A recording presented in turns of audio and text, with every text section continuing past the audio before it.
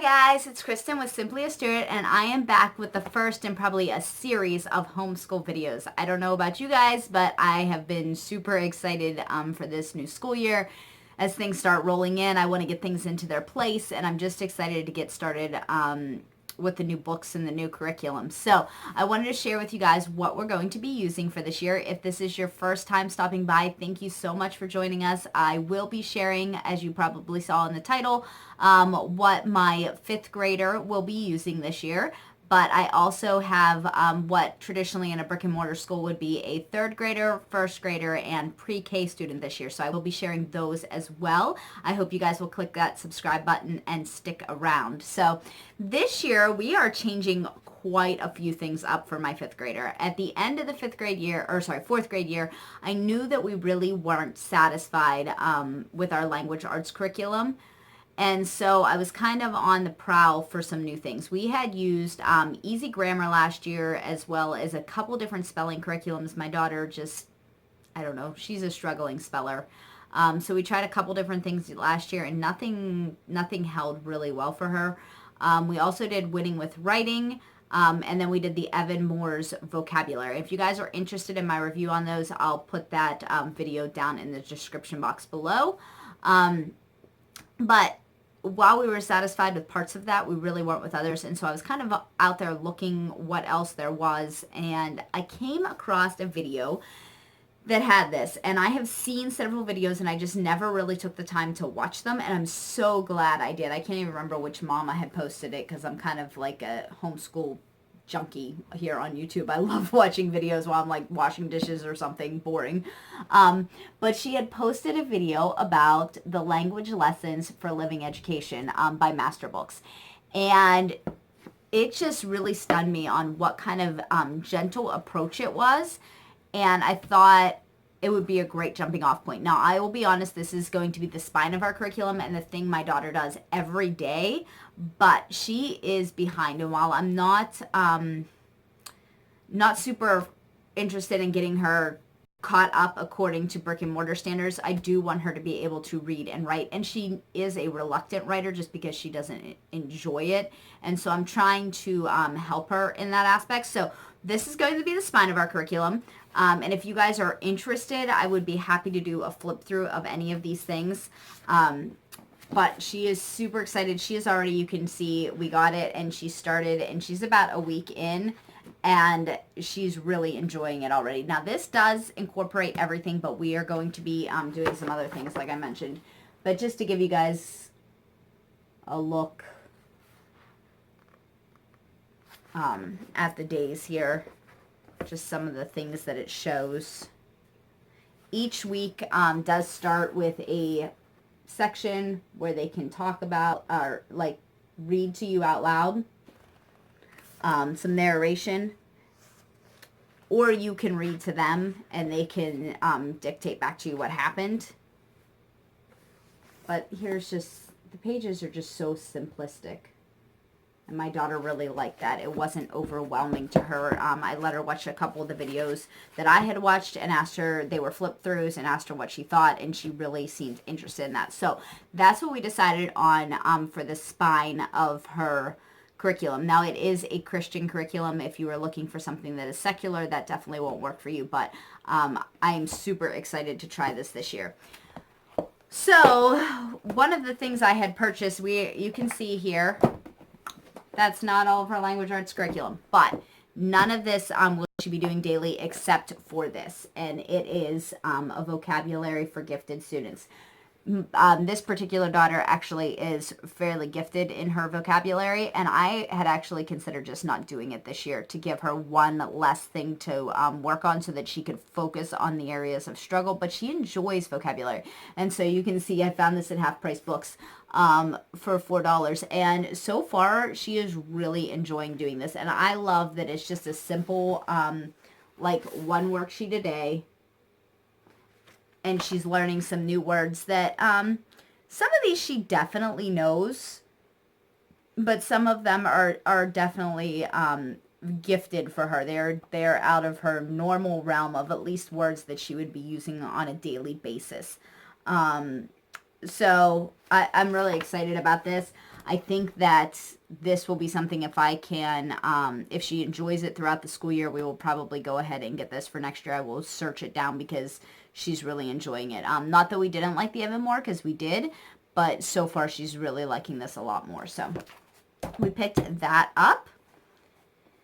And then I had picked this up. This is probably one of the very first things I picked up back in the middle of like last year kind of. But I didn't want to start it with her because I didn't think she was ready. So I made a binder of these next 3 things. I made some photocopies of different things just so that she didn't feel overwhelmed and have to look at the whole book. So she's just going to be doing bits and pieces of these things. And one of the things is editor-in-chief. And we did get the level 1. I wanted to start clear back in the beginning. I found this on eBay really cheap. I think I ended up getting it for like $4 shipped, or maybe even less than that. So, but it does have different rules that they're working on, things like punctuation and then capitalization. And when they're doing things like punctuation, they're not just doing things like periods and question marks. They're starting to really get into like semicolons and several commas and all of those different types to use commas, not just in lists and those types of things. So I did pick this up. She's going to be working through some of this, just a page here and there. And they just have, I like the setup in here if you've never seen it. They, earlier, I guess, this is the mini review, sorry. I'll show you a better page. So this shows some of the lesson. There's a lesson previous to this, but it shows, it has a lesson so that they can read through it, or you can read through it and work through it with them. And then they have paragraphs that are based on whatever they were learning. And up here, which I see that's kind of hard to see, but it says conjunctions and prepositions. So they need to fix 2 conjunctions and 5 prepositions. And so this shows how many inconsistencies and incorrect errors there are in here for them to go ahead and correct. And so they can mark off and make sure that they got everything. But I'm hoping this will help her to revise her own writing, because she's really struggling with that. Even when she writes something, she's like, okay, I'm done. I wrote it, I'm finished. And she never wants to go back through her draft and fix it. And so that's what I'm hoping to accomplish with that. One of the other things is her writing is just, she struggles with it. That's not something she enjoys doing. She will read into her heart's content, but she does not like to write. And I'm not somebody who thinks that, you need to do a ton of writing in life. Honestly, since I graduated college and did like theses and all of those types of things, I haven't written huge, documentation on any kind of thing, because that's not my profession.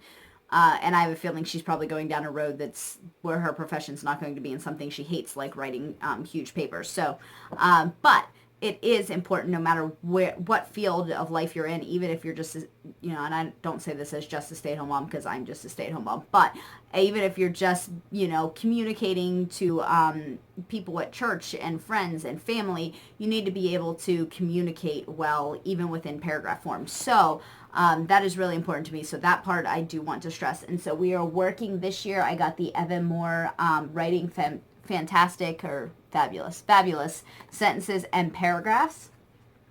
And it really breaks it down. Last year she did Winning with Writing, and it was too tough because it didn't break down how to write the paragraphs. And I wish I would have taken more time to research that before we got into it. And once we got into it, we kind of just went with it through most of the year, but it really wasn't helping her be successful. And so you can see how simplistic these pages are. Now this is for grades 4 through 6, so it's not like it's made for first and second graders, but it's just going back to some of the basics, working on compound sentences, until it gets further into it and you're working on more or less paragraphs. But I'm really excited about this, and she didn't seem to be too frustrated about this, and I'm going to kind of let her, like I said, I printed some pages and I put them in a binder of these things, and I'm going to let her just work at them. I'm going to make her choose 1 page a day out of all of these to work on, so she can kind of work on them, which one she feels like working on. So, but they'll all be helping her writing in some way. And the last thing I got, because she's not going to be doing a spelling curriculum this year, I've kind of been doing a lot of research, and I'm falling into the Charlotte Mason idea of her reading a lot is going to help her spelling, and she loves to read. Her reading, she did not like to read a couple years ago when we were in the cyber school, and since she has become traditionally homeschooled, her love for reading has exploded. So that was like a major goal for us, and we really hit that goal. And so I'm hoping her spelling's just going to kind of come along behind that. But one of the things we are going to work on this year, both for just the sake of language arts and for that I'm hoping that it'll help with her spelling a little bit, is homophones. So somebody shared this book, I think it was like Alaska Mom or something. I'll see if I can link her video below. I can't remember. She hadn't had a whole lot of videos out before. She was a new homeschool mom on YouTube, and she shared this, and it was the first time I've ever seen it, but it's really cool. We don't do all about reading or all about spelling or anything, but this all about homophones was really neat. And it does have grades 1 through 8 in it. So you can use this over an extended amount of time. So we're going to use it probably over the next few years. Let me see if I can get past some of this beginning stuff. And like I said, if you guys want a full flip through of any of this stuff, I'd be happy to do that. But I just want to show you some of the basics. And so each page is set up like this, and it has, this is obviously a first grade page, B and B, and then you're going to go through here, and you're going to fill in which B goes in which blank. And then at the bottom, there's always some kind of little thing here. Sometimes it's just a tidbit of information. Sometimes you have to write a sentence, that type of thing. Now, in the back, there are some options for like games and different things. There's some crosswords as kind of a review. So we're really excited about this. She seemed to really like this, and it seemed fairly simplistic for her. So we're going to do grades, I think, 1 through 4 this year and 5 and 6 next year, because 1 through 4 have a smaller quantity of words. 5 and 6, the amount of words has grown quite a bit, and so 1 through 4 will probably actually be less than 5 and 6 combined next year. So, but I don't want to overwhelm her, because that was one of the problems we seem to have with her. She gets overwhelmed very easily. So speaking, oh, well, I guess this is kind of language arts, and it's just her handwriting. Nothing super fancy. This is the book she's almost finished with from last year. I actually just bought the 5th grade book. I can't remember what it's called, but this is what's currently in her box. So she'll be moving to the next book. And Handwriting Without Tears is something that we actually did start with in our cyber school, and I liked it, and so we've just kind of stuck with it. But I like that as you're going along, they're showing smaller writing, so their letters aren't as large, because that's one of the things she was still writing kind of big, and so the longer she goes through this, but she's working on cursive writing this year, and she will continue working on cursive writing as we're beginning our 5th grade year. So, and then, as I was mentioning, being overwhelmed. So if you have followed me for any amount of time, if you saw my review videos from last year, we did Horizons Math last year, and I thought we were set on Horizons Math. We loved it. The kids really like it. It was a biblical curriculum. And as we've gone, and my daughter was behind in math, and so we were kind of taking our time, and I wanted to just, not rush through it. We're going to take a laid back approach. I wanted her to be able to grasp all the concepts before we were kind of moving on, even though it's a spiral curriculum. I wanted her to feel confident in those things before we were moving to the next thing. So we just really took our time. That being said, we were only like halfway through the last book come the end of the year last year, and so we decided that we were just going to work with it through the summer, and that was kind of going to be like her summer work. And as we did, I was working with her more one-on-one, and I was noticing that she was just overwhelmed by the amount of problems on the page. Even though, and I had shared this in my review, that I thought it was a lot of work, and then I said she only had to do like certain ones, I would go through and like box off sections and cross out sections and stuff. Just having the sheer amount of problems on the page was overwhelming her, and I didn't realize that last year. And so it wasn't helping her. It was, kind of helping with her struggle. It wasn't helping her struggle at all. So we decided, I had I had already purchased Horizons like a month ago and was set to go. And the more I thought about it and I prayed about it and I watched the way she was reacting, I had considered this before, and then I've watched a lot of reviews and I kind of changed my mind, and for some reason I came back to it, and so we decided to try it this year just for her, and that is Math Lessons for a Living Education. And so this is, again, a much more laid back approach, a lot less problems per page. A lot less problems per page than what she was used to with the Horizons. And so she will be doing this every day. You can see that is one page. That is one page. She was doing 3 pages a day with Horizons, even though I was letting her skip a lot. Like I said, it was just overwhelming. And so here's, here's another page lesson. And so I shared this with her, and she was really excited to try it. And so I'm really excited because she's never been excited for math, not since she was in kindergarten. That was one of the things, writing and math, she learned to hate. And reading kind of that with that writing, because they pushed it so much in the brick and mortar, well, not brick and mortar, but the cyber school, because it was public school. They were pushing it down her throat, and she just wasn't ready. And so we really, like I said, we hit that milestone on reading, and I'm really encouraged this year that with Master Books, we're going to be able to get there again with the math and with her ability and desire to write. So on top of that, we're going to be doing science. She had said to me last year, we kind of did some different things with science, and nothing really stuck well for us. And she said to me, I wish I could just read for science. And I said, we could do a lot of different things when it comes to that. And we may not stick with this, but I had said, well, how about if I just get like a textbook and you just read? And she said, yeah, please. I'm like, okay. So we're going to try this year. I did get the, I asked her if she wanted the activity book for this. I'm not going to test her on anything. I'm not going to make her write out, questions and answers this year. So that's not what I'm aiming for. It's kind of almost more like a Charlotte Mason, but with the Abeka book. So we just got this Abeka book, and it's pretty standard. If you haven't seen Abeka, it reminds me of something I had in public school as a child. The sections are pretty short, and then if she finds something she really is not interested in, she can skip it.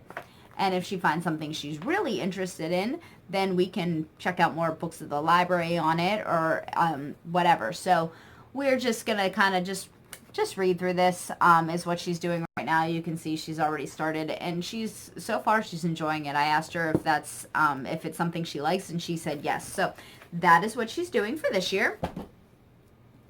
And then last year we worked on states and capitals some, and we're going to continue working on states and capitals. We're not, she hasn't memorized all of them. She's over halfway through memorizing them, but she's not quite there yet. But we decided we would throw in a little bit of geography, and so she's just going to be doing this daily geography by Evan Moore, just as something to be working on.